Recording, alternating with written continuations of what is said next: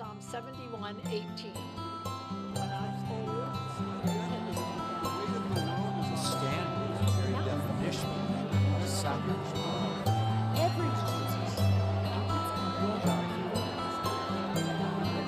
until I have declared your strength to this generation.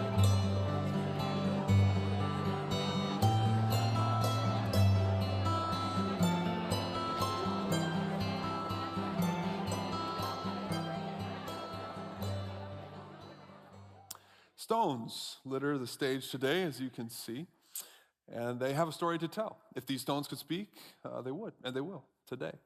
My name's Luke. Hello, everyone. Everyone gathered at all of our 4 campuses at Bel Air and Edgewood and Abingdon in the rain. Are you awake today? Like, make some noise or something, like you're alive. Today, everybody's got wet shoulders and hair coming in today. We began this series, If These Stones Could Speak, last week, encountering this incredible story from the Bible in the book of Joshua. God's people were heading toward the land that he had promised to give them, but there was this river standing in their way, a raging river at flood stage, rushing and gushing and foaming. And God said, put your foot in that river, and I will stop the flow of water.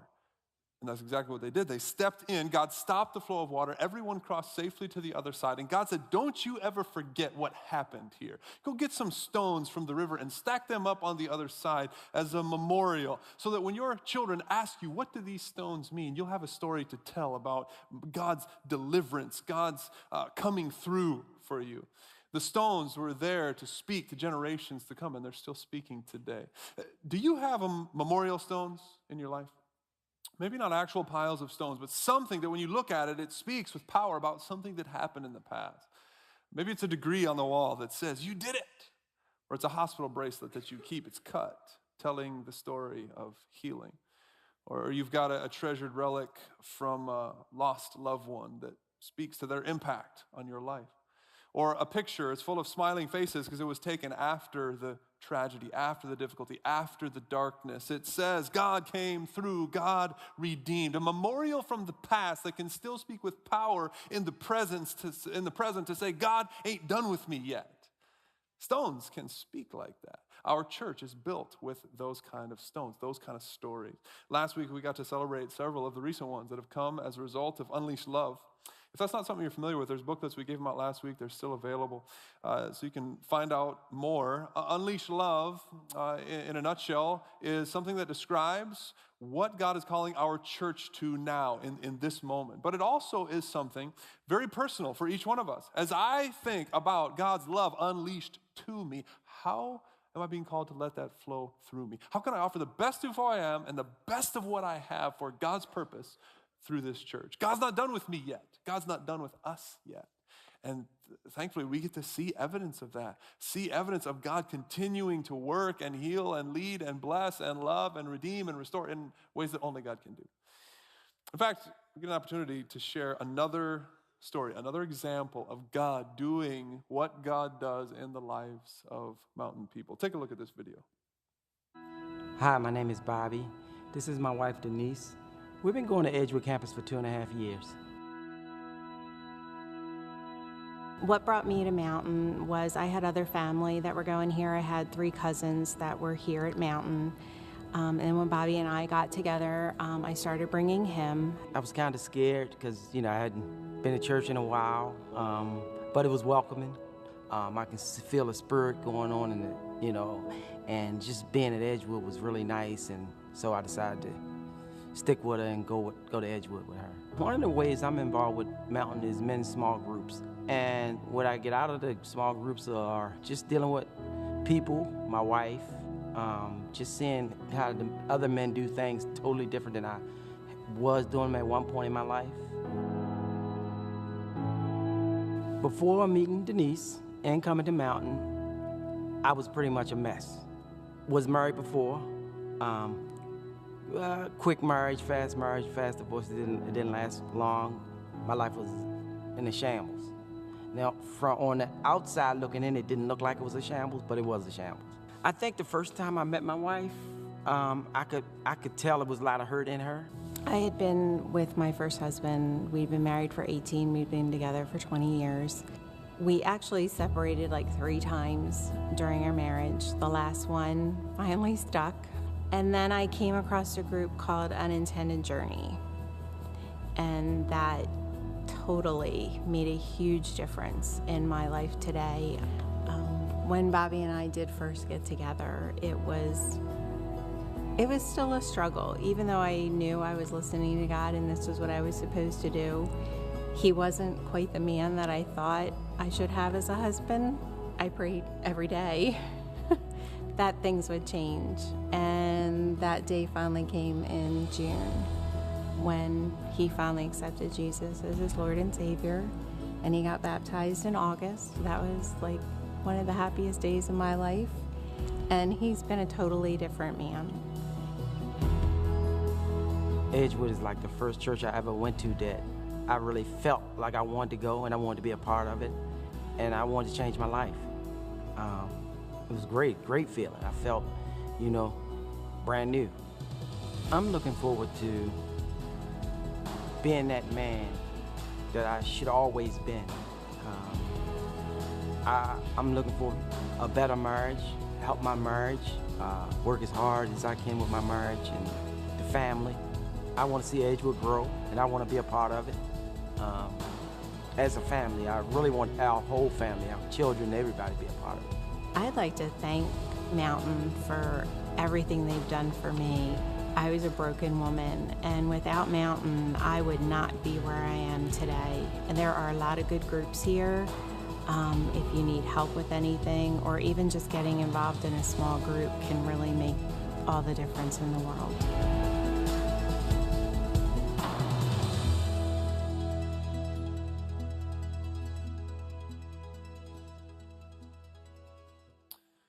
Brand new, yeah. I felt brand new, a new lease on life because of an encounter with God in this community. The stones of this church speak. That's the kind of thing that happens here. We get to be a part of that. This series is going to have a way of bringing together past, present, and future as we listen for what stones, both ancient and modern, have to say to us. And I invite us now to actually shift, to look backward, listen for something beyond just Mountain's history even, to a place where there were some stones once scattered about, something like this. Now, the scene doesn't look like this anymore. The stones have been kicked around, walked over, buried. But the world has been given the opportunity to remember what happened here.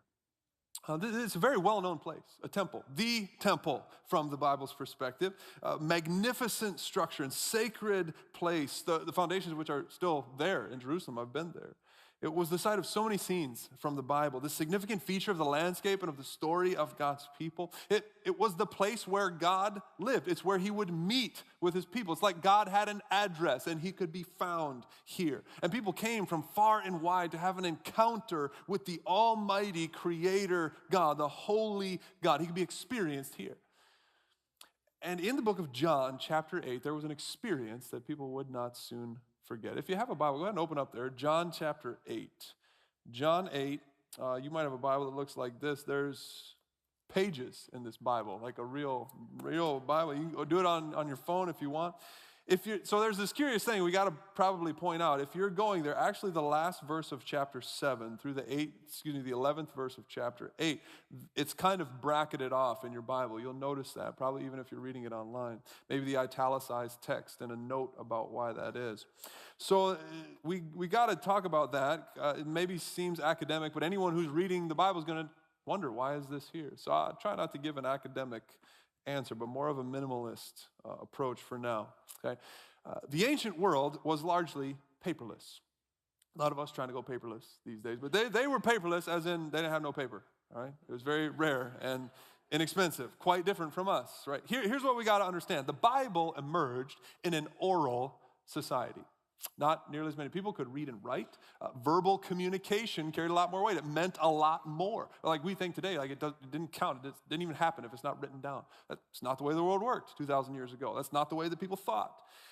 In keeping with the standards of the day, the accounts that are now recorded in the Bible were first passed on through the oral tradition from one person, one generation to the next. Like the story of crossing the river. That story was told out working in the field, walking along the road, gathered around the dinner table. That's how God's story lived on.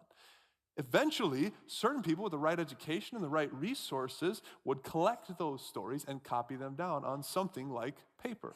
And because there were no copy machines, they would copy them over and over again so they could be shared more widely and God's story could continue to live on and have an even broader impact. That's how we got the Bible. God's people had a message, and they capitalized on new forms of technology to ensure that that message could be shared as broadly as possible. For them, ink and papyrus, video screens and internet for us, right? So here's the deal with John 8. It's bracketed off in your Bible because the earliest copies that we have of the book of John don't have this story in it right here. It seems clearly part of the oral tradition of Jesus because it exists in other copies of other New Testament books in different places. So it's a Jesus story. There's just some question and debate about where exactly it fits in the whole Jesus story, okay? But for today, we're going to leave it as it lies, take it as it comes, and listen for what it would speak to us. Because it is one of the most defining moments of Jesus' life. You know, I was thinking, I tend to like my Jesus in the same way that I like my salsa or barbecue sauce. Mild. Yeah, I'm a mild, I can't do all that hot stuff. Or better yet, make it sweet, like sugar it up a little bit to suit my taste, okay? Now, you might order something different from Buffalo Wild Wings, but what about when it comes to Jesus? Do you like mild Jesus? You like a Jesus that you can put in your pocket, hang on the end of a chain, take around with you wherever you go, except when it's more convenient to leave him at home? A Jesus that just sort of fits nicely and neatly into your life. Doesn't ever disagree with you, doesn't ever redirect, doesn't talk back. Maybe like bobblehead Jesus there on the dashboard, just nodding along with you every turn you take. Sometimes that's what I want Jesus to be, mild Jesus. But that Jesus is not found in the book of John.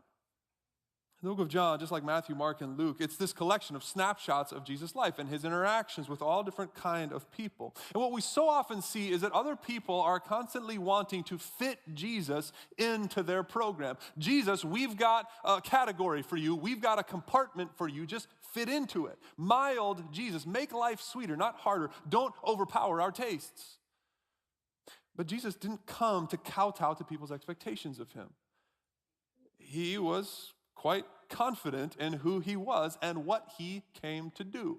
Son of Almighty God, Creator God, now in the flesh, here to give light to a dark world, to call all people to himself, to give living water to the thirsty, bread of life to the hungry. For God did not send his Son into the world to condemn the world, but to save the world through him. Jesus came to say to the world, get with the program. God's program. But people weren't always ready to do that. I mean, we're not always ready to do that.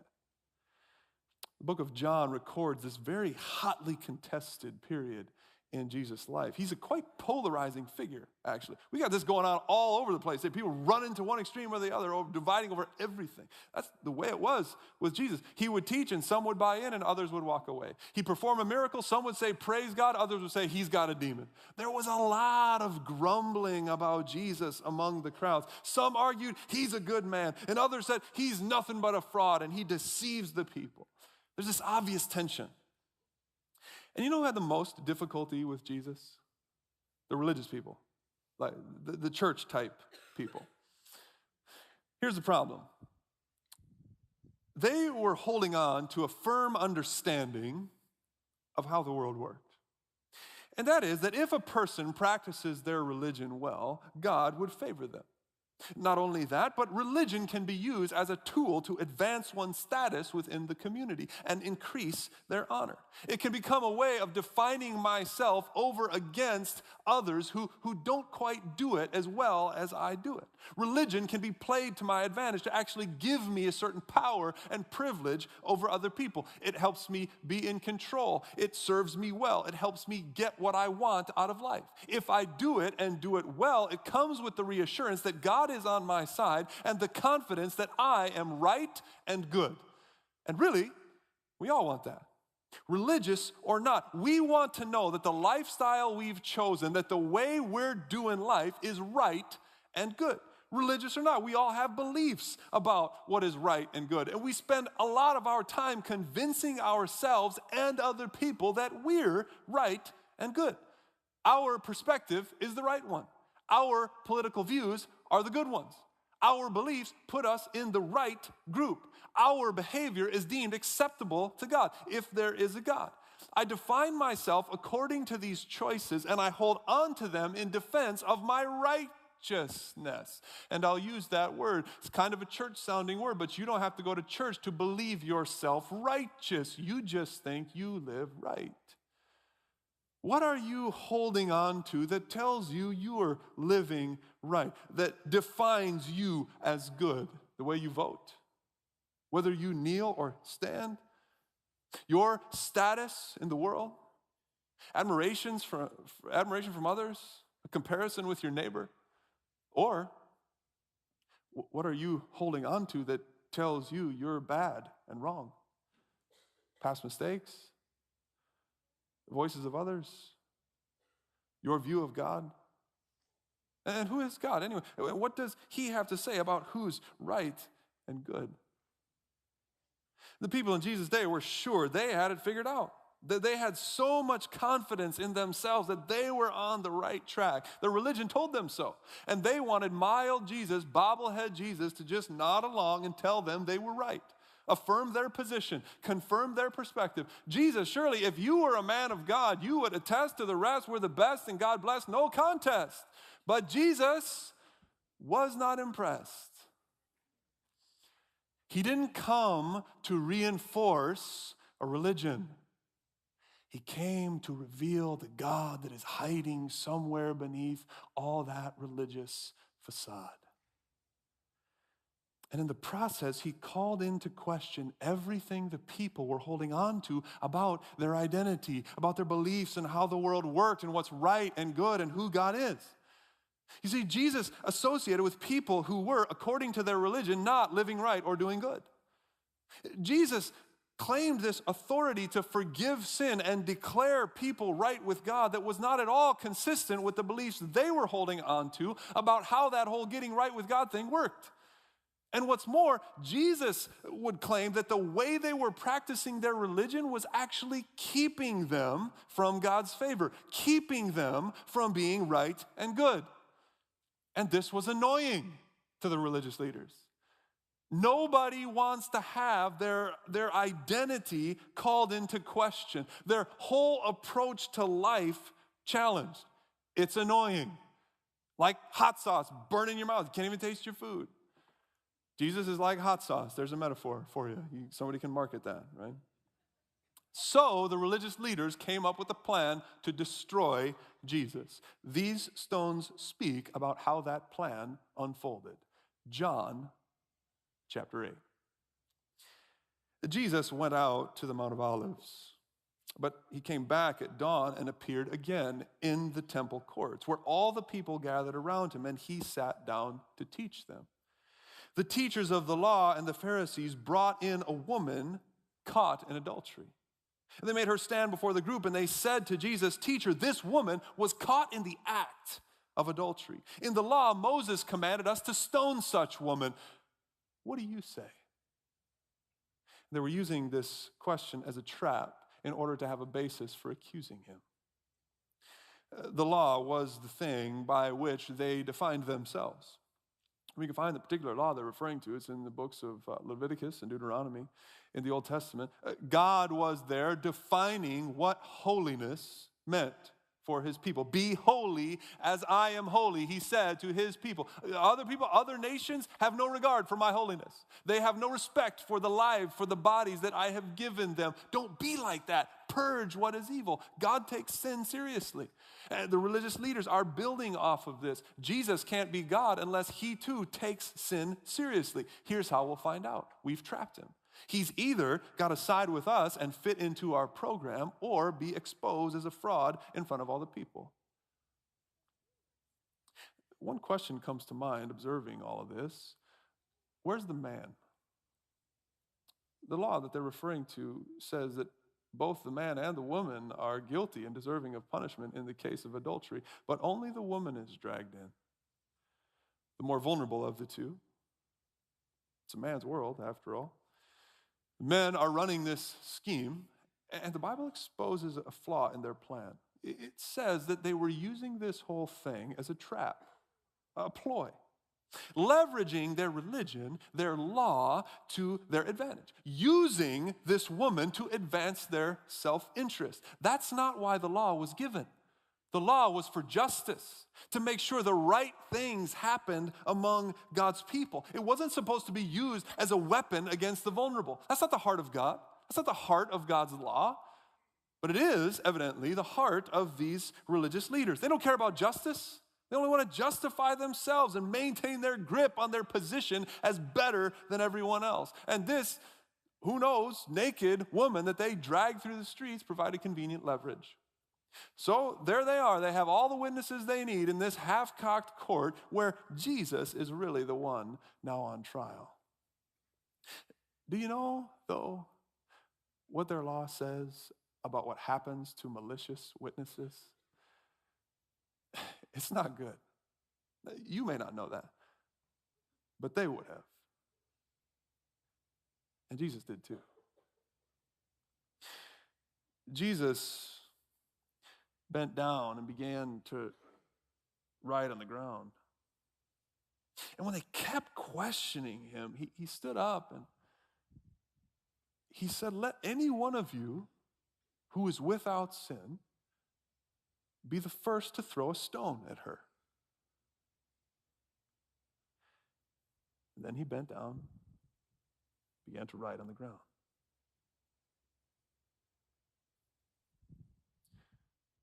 Life is simpler when I can focus on what other people have done wrong. It's just easier when other people's sin is the center of attention. When I can shine the spotlight on all the bad that someone else has done, my badness remains in the shadows, and I just prefer it that way. Everything about the flow and the focus of this event in John 8 is aimed by the religious leaders at the badness of this woman, with the hope that it would shed some light on something bad in Jesus as well. Everything's focused there. Crowd worked into a frenzy, stones in hand, everybody posting venom on social media until Jesus halts that momentum and says, if you're going to do this, make sure you examine yourself first. Jesus gives the verdict, stone her. Just make sure you're a qualified witness. At which point, the women's accusers and masterminds of this plan to trap Jesus now find themselves trapped by the law that defines them. This thing that they have so often used as a weapon to judge other people now stands in judgment against them as malicious witnesses guilty of the same punishment that their stones intended to inflict on this woman. Jesus was not content to nod along while they convinced themselves how much better they were than everyone else, how much different they were from all those other evil people out there. Jesus is not going to be used as a stirrup to boost them onto their high horse. And Jesus is not going to do that for any of the rest of us either. All of the things that we're so proud of, our status, the fact that we go to church, or we're not as bad as the next person, or we've done more good things than someone else, or we vote the right way, or we've never done that, or we come from the right family, or we've got the right education. We think these things are important in defining who we are, and we assume mild Jesus thinks the same thing. We clutch an identity built on comparisons with other people. Right, Jesus? Doesn't this make sense to you? Doesn't all this justify me? Not along. Everyone in the crowd that day with a stone in their hand thinks the same way. And here's the thing. The woman at the center of it all, she would have thought the same way too. She stands condemned. She knows it. Everybody knows this is the way the world works. She was caught in the act. There is nothing to justify her. See, flip it now. Maybe you can relate better to her. Maybe the thing you're holding on to and burdened by is all the things you're ashamed of. The things you've seen, the things you've done, the things been done to you. You committed that sin. You failed that many times. Your list is somehow worse than others. You too tend to think that Jesus believes these are the things that are most important in defining who you are. Your identity is also built on comparisons with other people, but it's just so obvious that you don't measure up. Right, Jesus? Of course that makes sense to you. Of course that condemns me. You must be nodding along. That's what the woman expected. That's what everyone there with a stone in their hand expected. That's what we expect. My understanding of myself as right and good gives me the right to punish those who are bad and wrong. Gives me the right to lash out at them in anger. Gives me the right to take shots at them from behind a screen. Gives me the right to judge those people without empathy because they're nothing like me. We're so sure of the vast difference between those who are obviously good and those who are obviously bad until Jesus speaks and puts everyone in the same category, on the same level.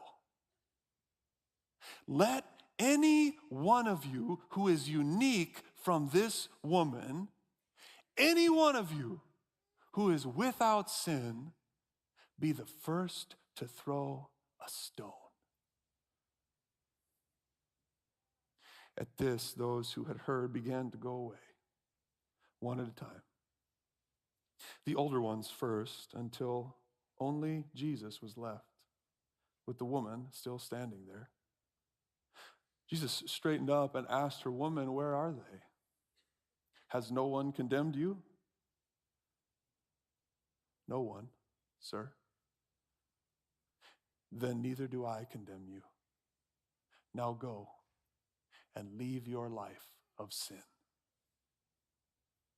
Everyone gathered at the temple that day stood condemned, and everyone gathered at the temple that day left free.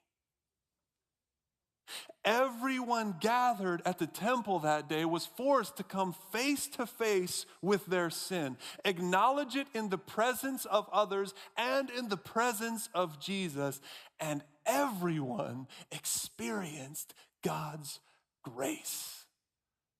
Everyone goes away with a new lease on life. These stones tell that story. And they answer some questions for us. They were left at the temple, the place where God meets his people. What happens when sin is exposed before God? When the sin of God's people, when our sin, our pride, our lust, our greed, our hate, our deceit, when we bring all of that right up onto God's doorstep, what happens? It's judged for what it is. It's sin. It defies God's holiness, all of it. Not some more than others. Jesus gave the verdict. She was guilty. But it turns out Jesus was the only qualified witness left, and the law says no one can be condemned on account of only one witness. So he tells her to go and not, "No, you didn't do anything wrong," but go and sin no more. The verdict was given. Everyone sinned. The punishment was withheld. The stones were dropped. The only one who could throw them didn't. The stones left lying on the ground there tell us something important about what happens when our sin is exposed before God. And they also call to mind another story. For it would not be long after that when another similar ruckus broke out, only this time the one dragged in front of the crowd and being used to further the self-interest of the religious leaders was Jesus himself. He was surrounded and stripped and gathered in front of people with weapons in their hands.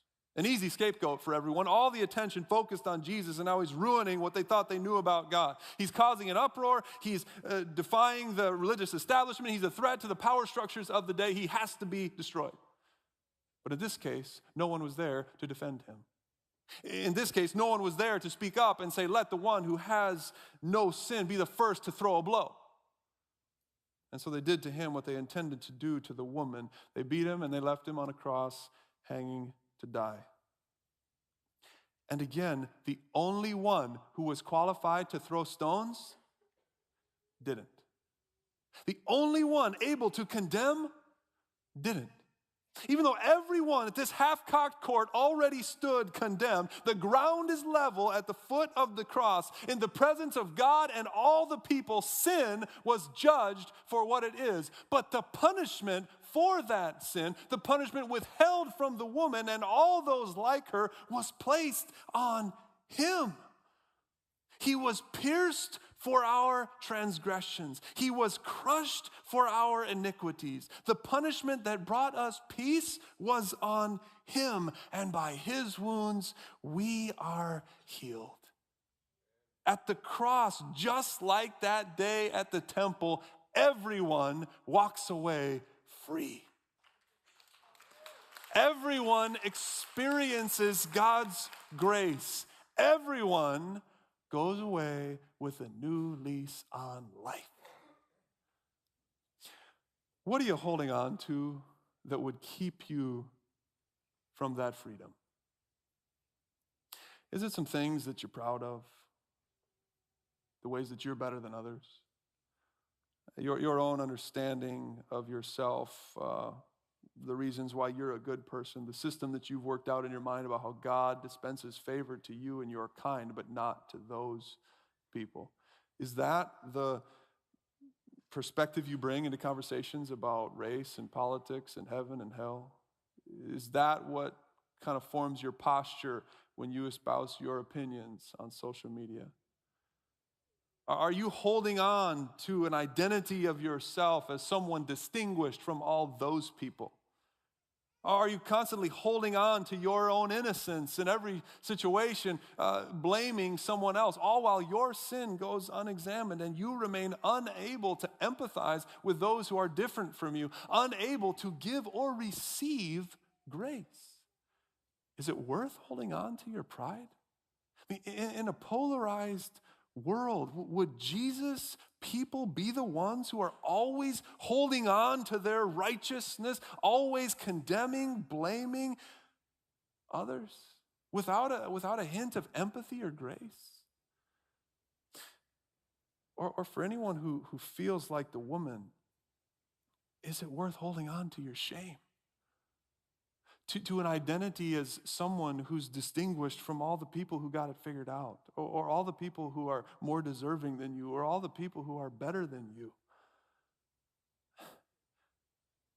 I know for me, the one thing I hold on to is apparently this image of myself as having been a perfect child. I don't throw stones at my kids, but I go through periods where I'm so annoyed by their imperfection. And everything I say to them is just seasoned with that annoyance. I talk like I never made a mess. I never disobeyed. I never talked back, or I never threw a tantrum. I so often lack empathy.